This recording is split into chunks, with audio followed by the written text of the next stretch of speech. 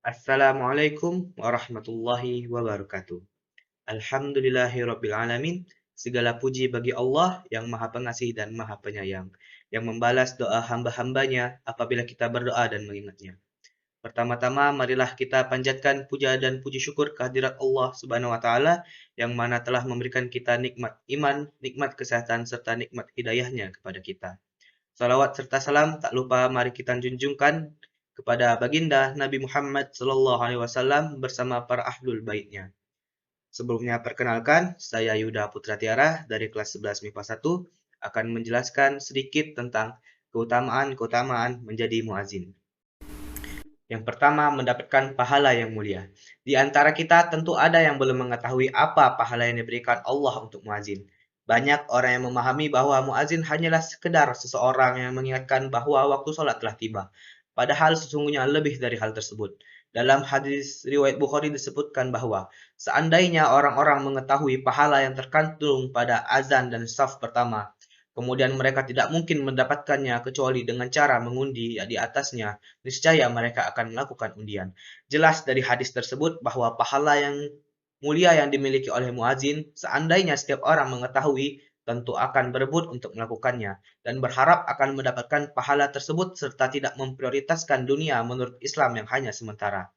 Hal itulah yang salah satu keutamaan menjadi muazin dalam Islam, yakni mendapatkan pahala mulia yang diberikan langsung oleh Allah.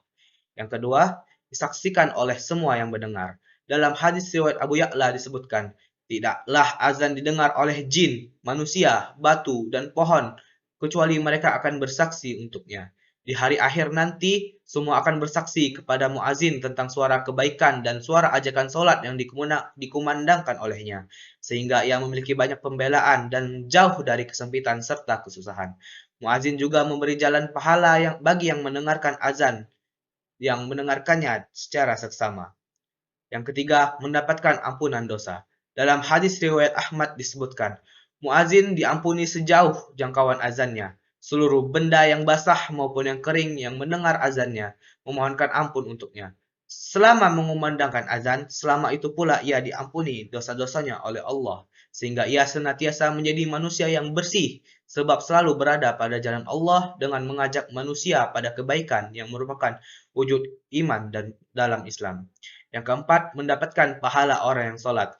Ketika seorang muazin mengumandangkan azan di masjid ataupun musola dan orang-orang berdatangan, maka ia mendapatkan pahala orang-orang yang sholat fardu di tempat tersebut. Sungguh nikmat mulia dari Allah sebagai tabungan amal baik untuk kehidupan akhirat yang kekal dan abadi kelak. Hal ini tercantum dalam hadis riwayat An-Nasa'i yang berbunyi, muazin mendapatkan pahala seperti pahala orang yang sholat bersamanya. Yang kelima, mengamanah di sisi Allah. Dalam hadis riwayat Abu Daud dan Tirmizi disebutkan, imam adalah penjamin dan muazin adalah orang yang dipercaya. Ya Allah, luruskanlah para imam dan ampunilah para muazin. Muazin amanah karena setiap hari sepanjang waktu salat wajib, ia menjalankan amanah Allah untuk mengajak orang-orang salat. Hal itu merupakan urusan yang sangat disukai Allah. Bagaimana kita mengetahui bahwa orang yang mengajak pada kebaikan akan mendapat amal kebaikan orang yang diajak tersebut. Amadah dalam Islam luas cakupannya termasuk para muazin yang menjalankan dan menyerukan azan dengan amanah.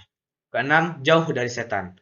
Dalam hadis riwayat Muslim disebutkan, apabila azan untuk sholat dikumandangkan, setan melarikan diri terkentut-kentut sampai tidak mendengar azan. Setan selalu lari dan ketakutan ketika mendengar azan. Hal itu karena peran muazin.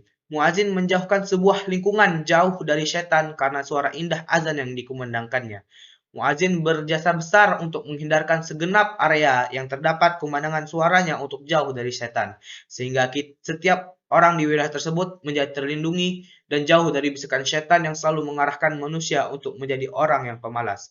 Sebab itu, sebagai umat muslim juga wajib untuk mendengarkan azan dan memahami maknanya.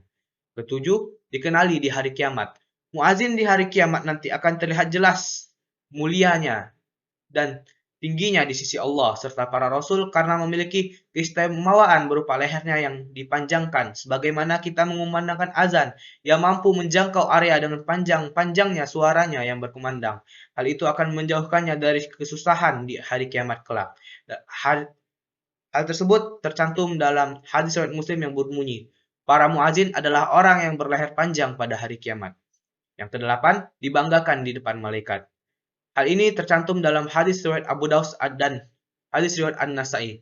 Tuhanmu takjub kepada seorang penggembala domba di puncak bukit gunung, dia mengundangkan azan untuk sholat lalu dia sholat.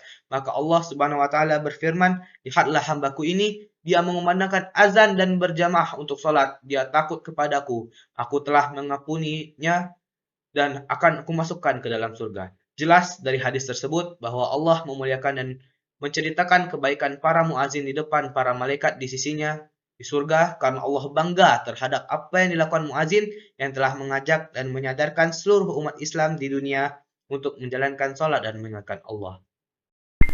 Baiklah, cukup sekian. Apabila ada salah kata, saya mohon maaf yang sebesar-besarnya. Pada Allah, astagfirullah. Sekian. Wassalamualaikum warahmatullahi wabarakatuh.